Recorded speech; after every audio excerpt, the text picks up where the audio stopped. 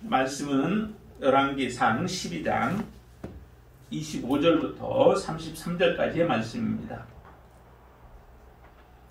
열왕기상 12장 25절로 33절 말씀, 자, 우리 함께 같이 합독하도록 하겠습니다.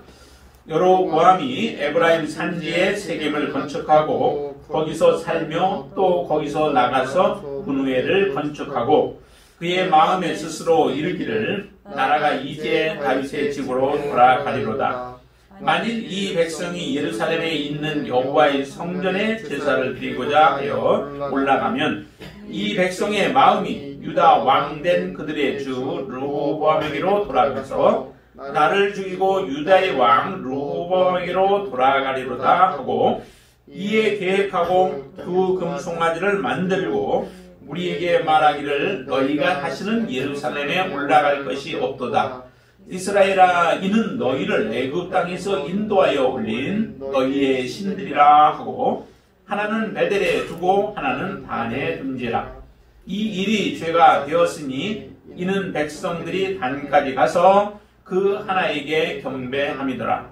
그가 또 산당들을 짓고 레위 자손 아닌 보통 백성으로 제사장을 삼고 여덟째 달 곧 그 달 15째 날로 절기를 정하여 유다의 절기와 비슷하게 하고 제단에 올라가되 베델에서 그와 같이 행하여 그가 만든 송아지에게 제사를 드렸으며 그가 지은 산당의 제사장을 베델에서 세웠더라. 그가 자기 마음대로 정한 달 곧 여덟째 달 15째 날로 이스라엘 자손을 위하여 절기로 정하고 베델에 쌓은 제단에 올라가서 분향하였더라. 아멘. 여러분들 그 도로와 길의 차이를 좀 느끼시나요? 도로와 길. 도로는 보통 그 대표되어지는 것이 이제 포장으로 많이 되어 있죠. 도로 포장, 아스팔트 포장이 되어 있고, 그리고 넓은 길들이 이제 우리의 눈에 확 들어오죠. 그래서 도로를 이렇게 구분을 하더라고요. 도로를 대로라고 하면은 보통 8차선 이상을 보고 대로라고 합니다. 그리고 8차선부터 시작해서 왕복 8차선, 그리고 왕복 8차선부터 왕복 2차선까지의 도로를 그냥 도로라고 이야기를 하고, 왕복 2차선 이하의 그 도로를 길이라고 얘기를 해요. 길. 그러기에 옛날에 그 도로들은 대부분이 다 거의 길에 해당되죠. 그래서 도로의 목적은 어디에 있느냐면은 빨리 목적지까지 가는 데에 도로의 목적이 있어요. 그래서 가능하면은 신호도 줄이고 빨리 달아갈 수 있도록 자동차 도로 같은 거는 만들어 놓게 되어지죠. 그리고 그 목적 지향이기 때문에 가능하면 빨리 도달할 수 있도록 모든 방법들을 다 동원을 하게 되어 있는 게 이제 도로의 그 형편이고 사정이고 또 목적이에요. 반면에 길은 좀 다르죠. 길은 그 목적보다는 과정을 중시해요. 그래서 과정 속에서 무언가를 느끼기도 하고 또 무언가 보기도 하고 하는 여러 가지 것들을 느끼게 하기 위해서, 그래서 길을 하면은 보통은 반듯하지 않아요. 그냥 구불구불하게 이렇게 나 있죠. 그래서 가면서, 걸어가면서 아니면 자전거를 타고 가면서 즐기기도 하고 또 자연을 보면서 자기의 감정을 이렇게 느끼기도 하는 그런 시간들이죠. 그러니까 정감이 넘치는 곳이 바로 길들이에요. 그러니까 누군가에 의해서 이제 길은 자연스럽게 사실은 나지죠. 길의 경우는 억지로 나지 않습니다. 돌이 있으면 돌을 그냥 돌아서 가게 되어지죠. 큰 돌 같으면은.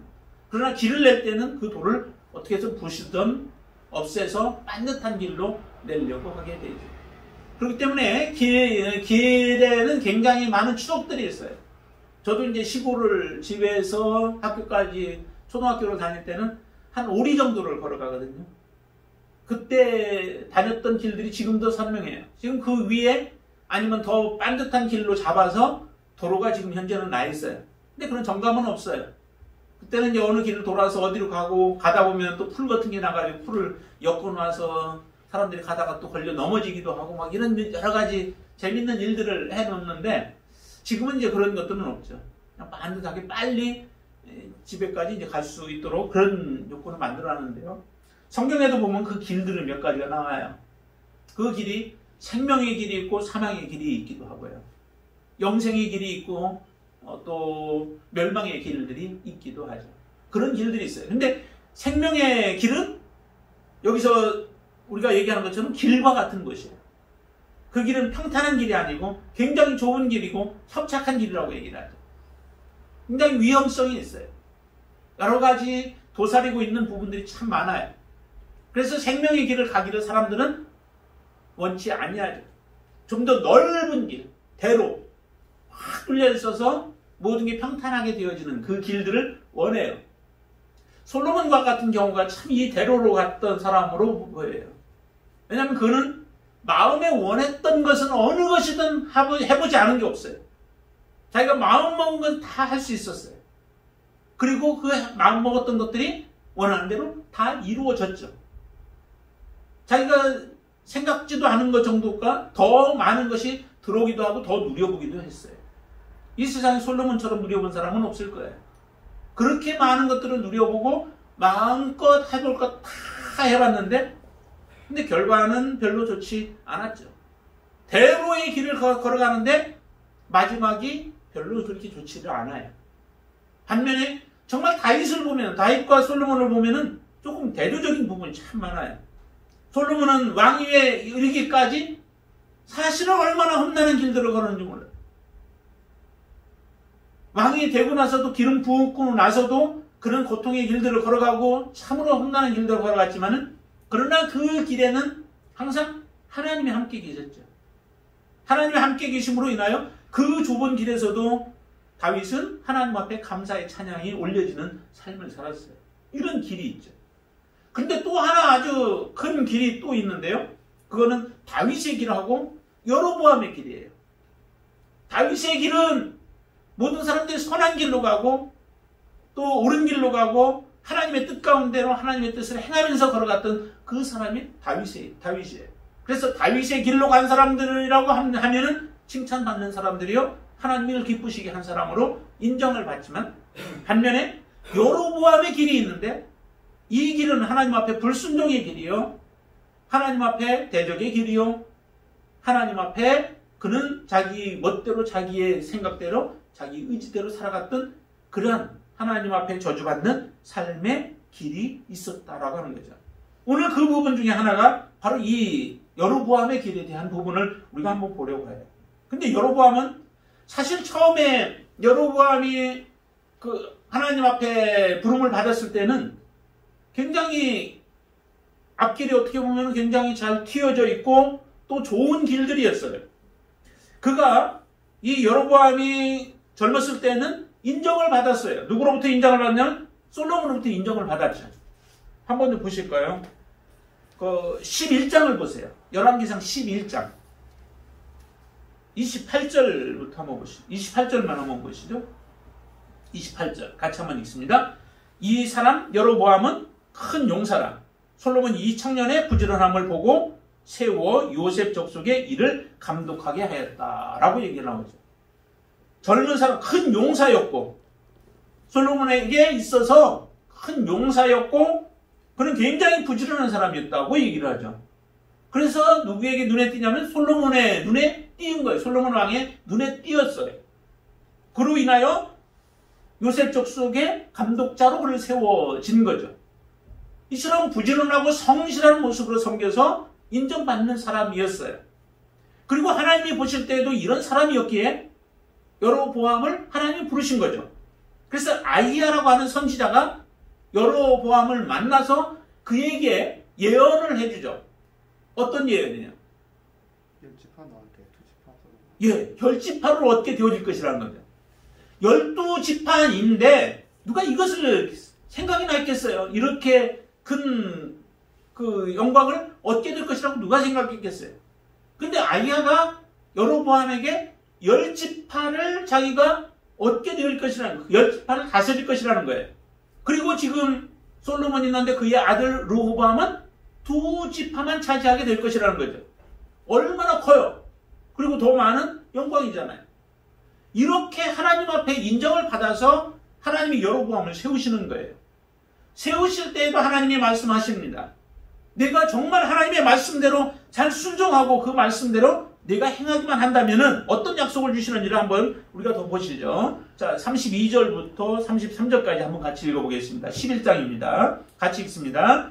오직 내 종 다윗을 위하고 이스라엘 모든 지파 중에서 택한 성읍 예루살렘을 위하여 한 지파를 솔로몬에게 주리니 이는 그들이 나를 버리고 시돈 사람의 여신 아스다롯과 모압의 신 그모스와 암몬 자손의 신 밀곰을 경배하며 그의 아버지 다윗이 행함같이 아니하여 내 길로 행하지 아니하며 나 보기에 정직한 일과 내 법도와 내 율례를 행하지 아니함이니라.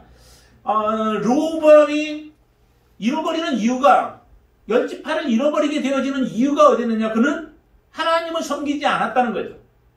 그리고 섬겼던 것이 아스타로 섬기고 또한 밀곰을 섬기고 그리고 그모스 신을 섬겼다는 거예요. 그 섬김으로 인하여 결국에 열지파를 잃어버리게 되어졌다면 이제 여로보암이 해야 할 일이 뭐예요? 하나님으로부터 버림받고 하나님께서 너를 두 지파만 너에게 주게 되어지는 그 원인이 어디에 있는지를 정확하게 알기 때문에 사실 여로보암이 이제 해야 할 것은 오직 하나님 섬겨야 된다라고 하는 그런 마음을 가져야 되는 거잖아요.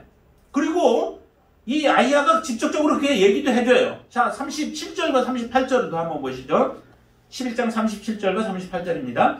내가 너를 취하리니 너는 내 마음에 원하는 대로 다스려 이스라엘 위에 왕이 되되 내가 만일 내가 명령한 모든 일에 순종하고 내 길로 행하며 내 눈에 합당한 일을 하며 내 종 다윗이 행함같이 내 율례와 명령을 지키면 내가 너와 함께 있어 내가 다윗을 위하여 세운 것 같이 너를 위하여 견고한 집을 세우고 이스라엘을 내게 주리라 라고 얘기해요. 하나님의 그 예언은 내가 하나님의 말씀 가운데만 서서 다윗처럼 하나님을 경외하고 하나님을 사랑하며 그 말씀 안에 거하는 삶을 순종하며 살아간다면은 내가 다윗과 같이 너의 집을 견고하게 세우겠다라고 하나님은 약속하시는 거예요. 이 약속의 말씀을 주면서 여로보암에게 10지파를 맡겼다고요. 그러면 여로보암이 할 일은 뭐일까요?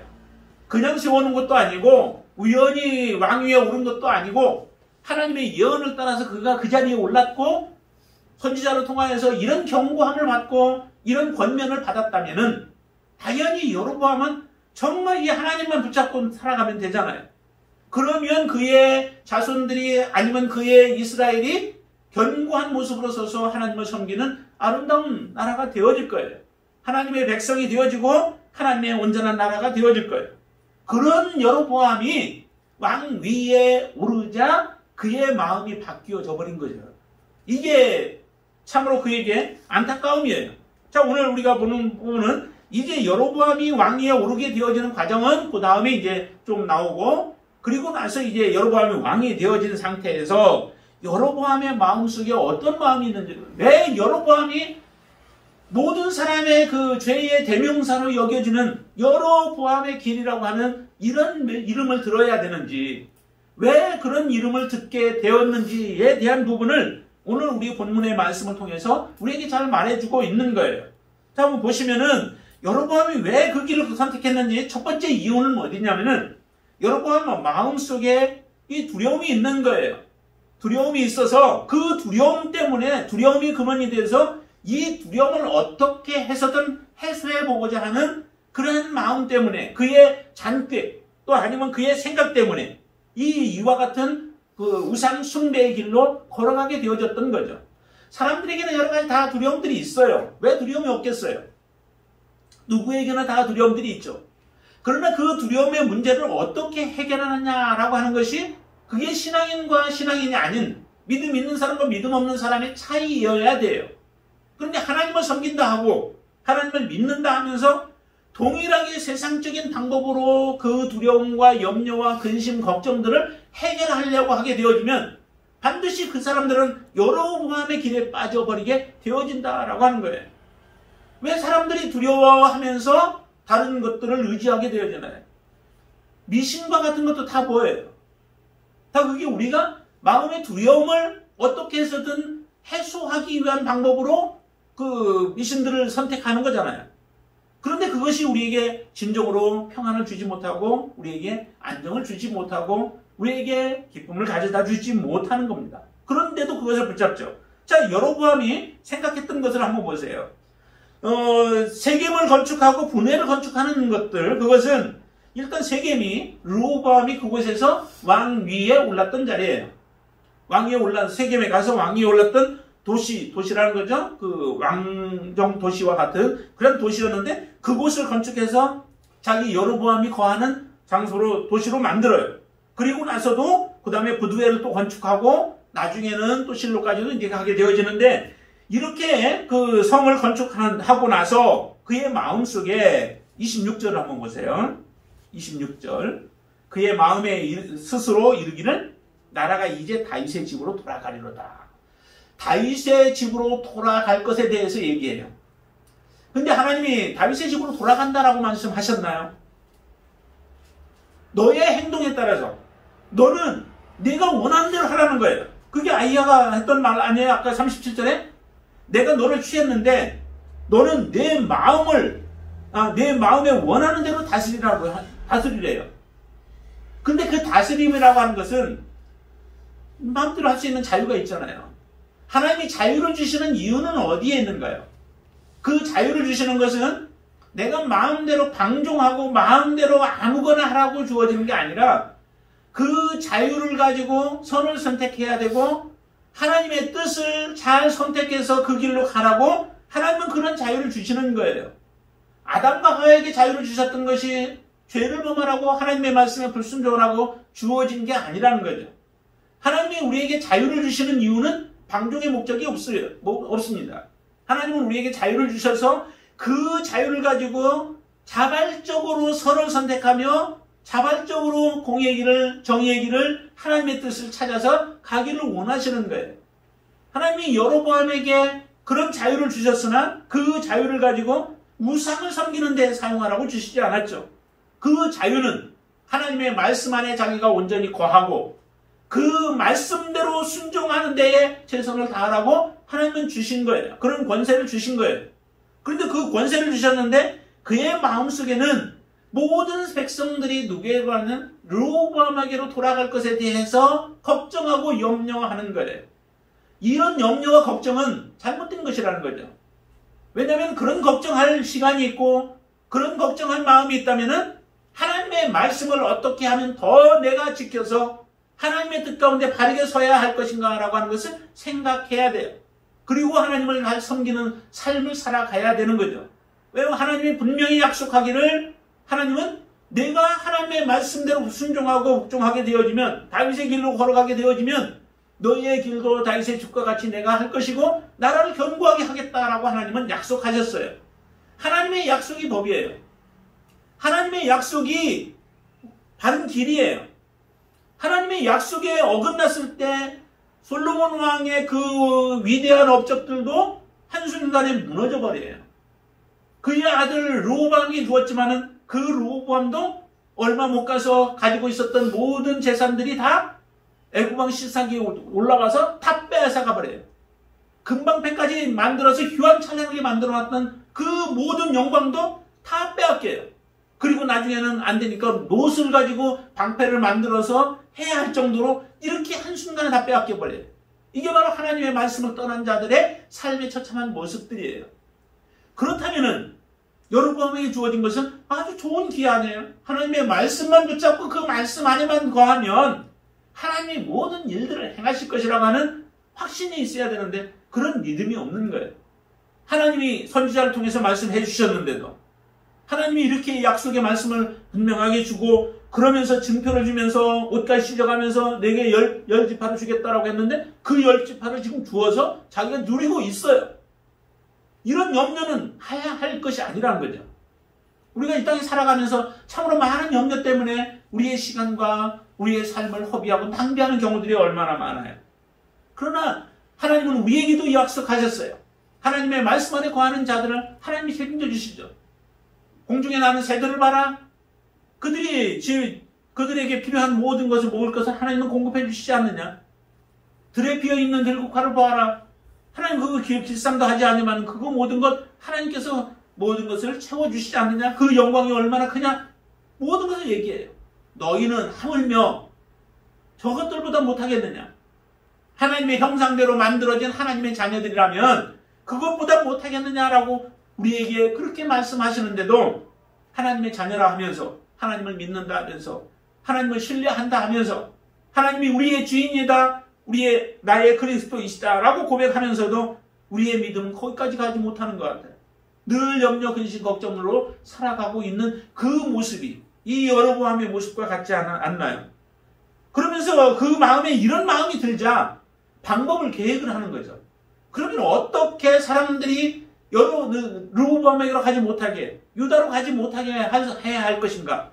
이제 그것이 더 큰 나쁜 그 방법을 하게 되어지죠. 자, 한번 보시죠. 27절 말씀에 한번 보시죠. 27절 한번 더 보시면 만일 이 백성이 예루살렘에 있는 여호와의 성전에 제사를 드리고자 하여 올라가면 이 백성의 마음이 유다왕 된 그들의 주 르호보암에게로 돌아가서 나를 죽이고 유다의 왕 르호보암에게로 돌아가리로다 하고 두 가지가 나오죠. 하나는 제사 문제예요. 제사 문제 때문에 두려운 거죠. 왜냐면은 지금 더 큰 땅덩어리를 차지하고 더 많은 인구가 이스라엘에 있지만 북이스라엘이 차지하고 있지만 실제적으로 지금 중심이 뭐냐면 예배의 중심이었던 그 예루살렘이 성전이 예루살렘에 있는 거예요. 거기까지는 지금 오지 못한 거예요. 베델 정도까지만 왔고 자기 땅이지 밑에 예루살렘은 자기 땅이 아닌 거예요. 그러자 하나님 앞에 믿음으로 살아가는 사람들은 그 성전을 방문하고 가서 예배를 하고 또 제사를 드리고자 하는 마음들이 있기 때문에 거기를 찾아갈 것이라는 거예요. 이것에 대한 하나의 대책을 세워야 된다라고 생각을 했던 것이 이 여로보암이 잘못했던 부분 중에 하나예요. 그것을 바른 모습으로 만든다면 좋지만 그렇지 못하고 하나님을 대체하는 것을 대체물을 세워버린 거예요. 단은 저 북쪽이죠. 그리고 베델에 두 군데다가 금송아지를 만들어 놓은 거예요. 이 이스라엘 백성들이 출애굽하여 나오다가 광야에서 세워놨던 금송아지와 마찬가지죠. 거기까지 갈 필요 없다는 거예요. 베델까지 가서 거기서 예배드릴 하나님을 찾을 필요가 없다는 거예요. 그 하나님은 어디서 찾아야 되냐? 이 단에서도 찾을 수 있고 베델에서도 찾을 수 있다는 거예요. 그 하나님이 동일한 하나님이라고 사람들을 미혹하고 현혹하고 있는 겁니다. 그 미혹과 현혹에 넘어가죠. 사람들이 그것에 넘어가요. 이 금송아지를 세운 것이 바로 여로보암이 했던 큰 죄악 중에 하나가 바로 그 죄악이에요. 그리고 또 하나가 있는데 그것은 뭐냐면 자기를 죽일 것이라는 거죠. 르호보암에게 가려면은 반드시 자기를 죽이고 제거하고 그리고 가서 신임을 받을 것이다 라고 하는 생각이 자기 머리 생각 속에 들어온 거예요. 그러자 두려움들이 그를 엄습하고 그 두려움 때문에 그 두려움이 밑거름되고 그 뿌리가 되어져서 여로보암을 한쪽으로 우상숭배하는 데에 그리고 백성들이 우상숭배를 하게 만드는 쪽으로 그를 몰아가는 겁니다. 자, 그렇게 해서 이 두 금송아지를 세워서 그 하나의 종기 사기꾼과 같은 역할을 하고 있는 거예요. 두 군데에 세워가지고 그렇게 얘기를 하죠. 자, 28절 말씀 한번 더 읽습니다. 같이 한번 읽죠. 이에 계획하고 두 금송아지를 만들고 우리에게 말하기를 너희가 다시는 예루살렘에 올라갈 것이 없도다. 이스라엘아, 이는 너희를 애굽 땅에서 인도하여 올린 너희의 신들이라 하고서 두 군데다가 그렇게 세웠다라고 이야기를 합니다. 그리고 또 하나 저질렀던 것이 이 두 금송아지뿐만 아니라 산당들을 세우게 되어지죠. 산당들을 세워서 왜냐하면 제사하는 장소가 없잖아요. 그 제사 단과 또 베델의 두 군데가 단을 세우기는 했지만은 금송아지를 세우기는 했지만은 또 그들이 평상시 찾을 수 있는 산당들을 더 만들어 놓은 거예요. 편리성을 제공하는 거죠. 편리성을 제공하다 보니까 이 편리성의 사람들이 점점 거기에 빠져 들어가는 겁니다. 거기까지 갈 필요 뭐 있겠느냐? 지금도 그러지 않나요? 정말 뭐 굳이 꼭 예배당에 가서 예배를 드려야만 하느냐? 옛날 사람들은 그냥 그 몇십 리씩 되는 거리도 빠짐없이 가서 예배를 드리면서 그렇게 하면서 하나님을 찾았는데 꼭 그렇게까지 뭐 해야 하나님이 우리 다 아시냐? 어디에 있던지 다 아시고 우리의 생각까지도 아시고 우리의 마음까지 다 읽으시는 하나님이 집에서 드리든 어디서 드리든 그렇죠? 다 드리면 되죠. 그러나 그렇게 하는 것도 있어야 하지만 또한 함께 드려지는 예배도 필요한 것이죠. 모든 것이 우리의 편의성에 맞춰지다 보면은 우리의 신앙은 점점 쇠퇴할 수밖에 없고 점점 세속화되어질 수밖에 없어요. 지금 이 여로보암이 행했던 것 중에 하나가 정말 이 편의성이에요. 너희들이 굳이 정말 예루살렘까지 가가지고 거기 가서 예배를 제사를 드린 이유가 있겠느냐? 너희들을 위해서 우리가 이렇게 가까운 곳에 만들어 놓았으니까 이곳에 가서 예배를 드리면 된다는 거예요. 동일한 하나님이라는 거예요. 우상을 세워놓고 하나님이라고 하는 거예요. 그러면서 산당들을 많이 지어놨습니다. 그러니 얼마나 그 형식적인 종교 생활을 하고 또 그렇게 형식적으로 신앙생활을 하려고 하는 사람들에게 있어서는 이게 얼마나 편해요. 얼마나 좋아요. 그리고 또 하나, 세 번째 그들이 행했던 것들이 또 하나가 있는데 그건 뭐냐면 제사장들이에요. 제사장이 문제예요. 왜냐면 제사장들을 이전에 있던 제사장들은 그 레위인들 가운데에서 제사장을 세우게끔 되어 있어요. 그래서 레위 족속에서 제사장을 세워서 그들로 하여금 봉사하게 했는데 그 제사장들을 다 파면해버린 거예요. 북이스라엘에서. 왜냐하면은 그 제사장들이 있으면은 실제적으로 북이스라엘은 어때요? 그 제사장들의 역할이 제사를 드리는 것뿐만 아니라 또 한 가지가 뭐냐면은 그들이 하나님에 대해서 가르치는 거예요. 제사를 어떻게 드려야 되고 정확하게 하나님의 말씀에 우리가 순종하는 것이 어떤 것인가라고 하는 것들을 바르게 가르치는 일들이에요. 이 가르침을 통해서 하나님에 대한 교육이 또 하나님에 대한 지식들이 계속해서 흘러내려가게 하는 역할이 이 제사장들의 역할이에요. 근데 제사장들을 파면해버린 거예요. 파면해야 여로보암에게 있어서는 더 유익하죠.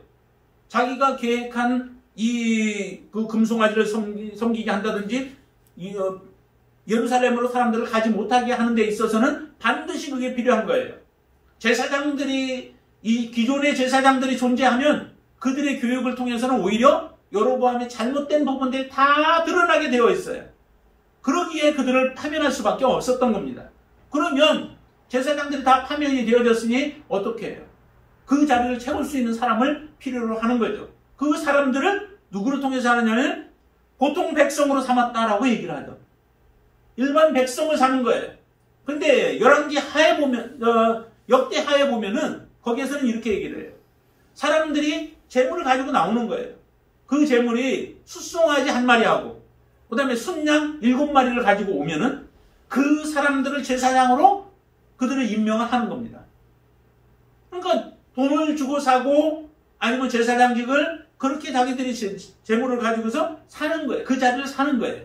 아무런 교육도 없고 훈련도 없는 그 제사장들이 그 자리에 서게 되어지는 거죠. 그러니 종교가 점점 완전히 그 죄악으로 물들어 버리는 거죠. 더 이상 그곳에 기대할 수가 없는 거예요. 하나님의 말씀을 기대할 수 없고 바른 신앙을 기대할 수 없는 상태로 되어져 버리는 상황을 만들어 버린 겁니다. 그래서 일반 제사장, 보통 사람들을 세워서 제사장을 삼아 버린 겁니다. 이렇게 되어지니 그 제사장들이 무슨 역할을 하겠느냐는 거예요. 자기들이 드린 거 빼낼 뿐만 아니라 그것이 하나의 자기의 밥거리가 되고 또 자기의 직장이 되어지면서 그것은 점점 타락할 수밖에 없는 상황으로 몰아가게 되어진 겁니다. 그리고 나서 그것에 살고 있었던 사람들은 이제 이 여로보암 시대에 이렇게 박해를 하고 파면을 하자 하나님을 섬기고자 했던 사람들은 다 어디로 가요? 유대로 다 도망가요. 피난 가요. 그래서 이 신앙의 박해가 이루어지자 거기에서 있었던 신실한 그리스도인들, 하나님을 믿는 사람들이 다 남쪽으로 내려오는 그런 일들이 일어나고 북에는 완전 제사장들이 없어지는 이런 일들이 이제 이루어지게 되어진 거죠. 그리고 나서 네 번째 이제 마지막 하나 더 한 것이 뭐냐면은 유사 그 절기를 만들어 놓은 거예요. 32절을 한번 보시죠. 32절을 한번 같이 읽습니다. 8째 달, 곧 그 달 15째 날로 절기를 정하여 유다의 절기와 비슷하게 하고 제단에 올라가되 베델에서 그와 같이 행하여 그가 만든 송아지에게 제사를 드렸으며 그가 지은 산당의 제사장을 베델에서 세웠더라. 그러죠. 그 다음 8월 15일 날, 8월 15일은 사실은 절기가 아니죠. 아무 절기가 아니에요. 그런데 7월 15일은 장막절이죠. 초막절이라고도 하고요. 수장절이라고도 해요. 그 절기가 7월 15일이에요. 한 달 후가 바로 이 여로보암이 만들어 놓은 그런 절기예요. 어떤 면에서는 이 절기가 더 유대인들에게 그 형식적인 신앙생활을 하기를 원하는 사람들에게는 더 흥미가 담겼을지 몰라요.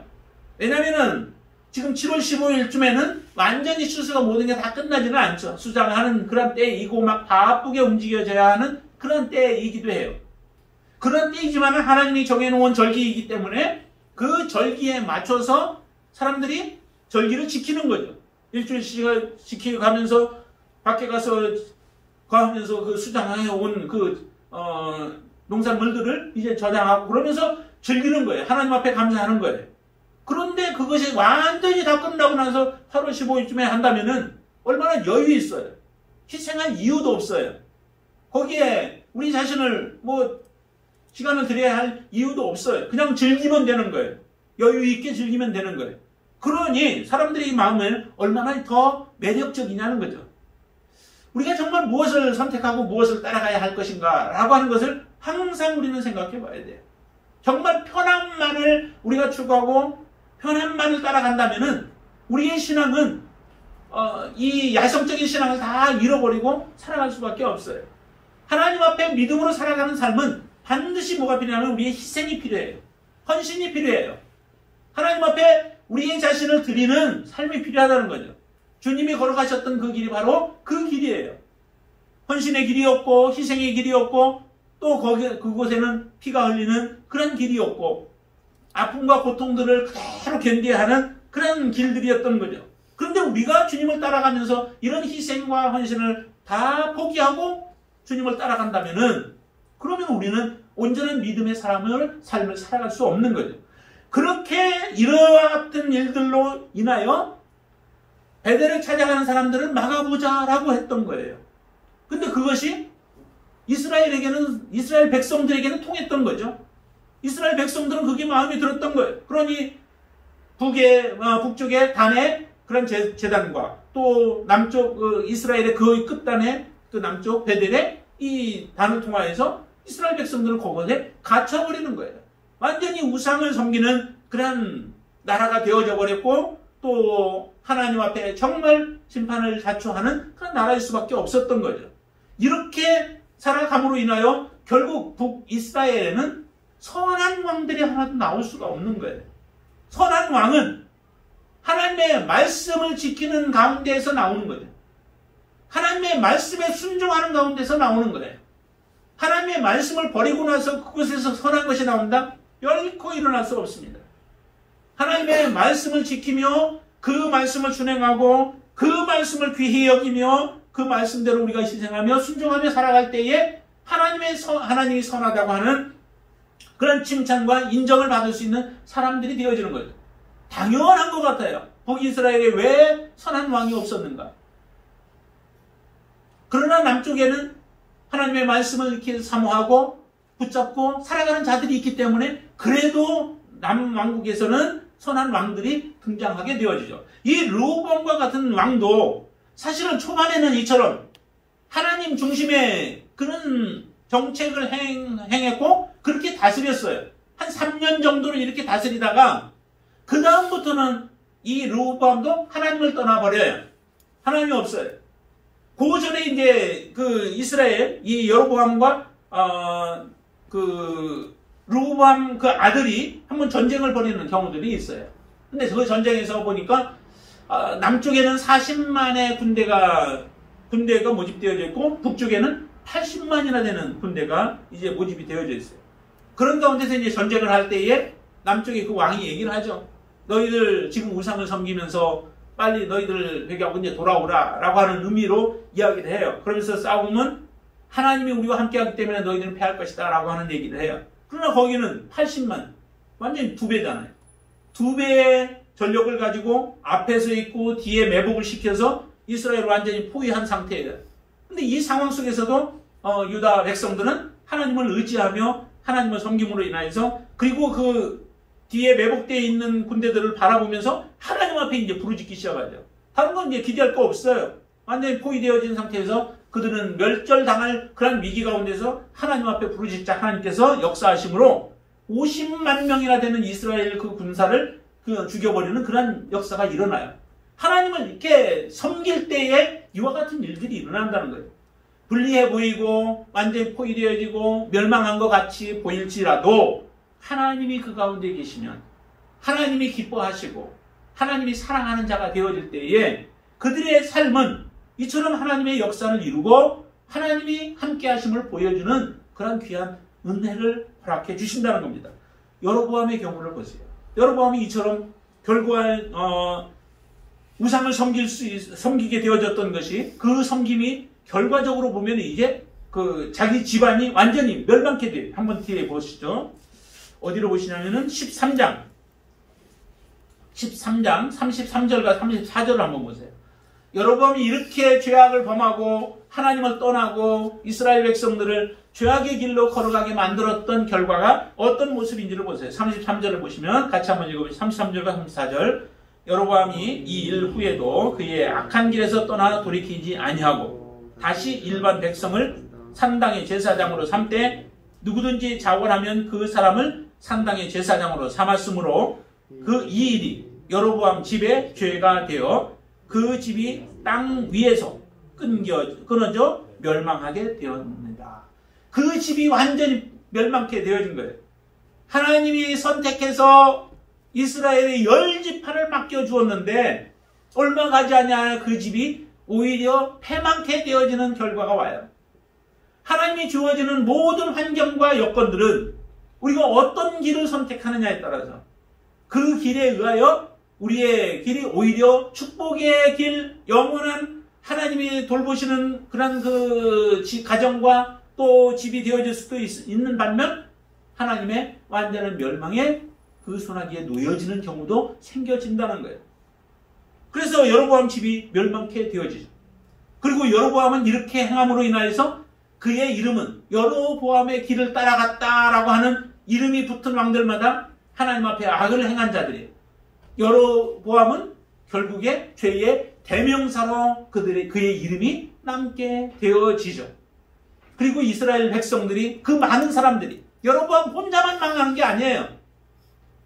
여로보암 때문에 그 왕국 10지파들이 다 멸망의 길로 가잖아요.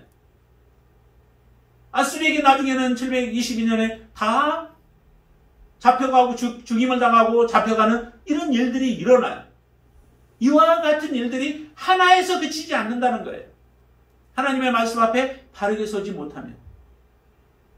그것은 바로 우리들에게도 동일하게 하나님은 지금 말씀하고 계시는 줄로 믿습니다.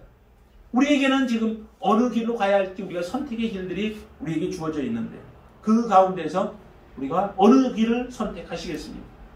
다윗의 길을 선택하시겠습니까? 여로보암의 길을 선택하시겠습니까? 생명의 길을 선택하시겠습니까? 아니면 사망의 길을 선택하시겠습니까?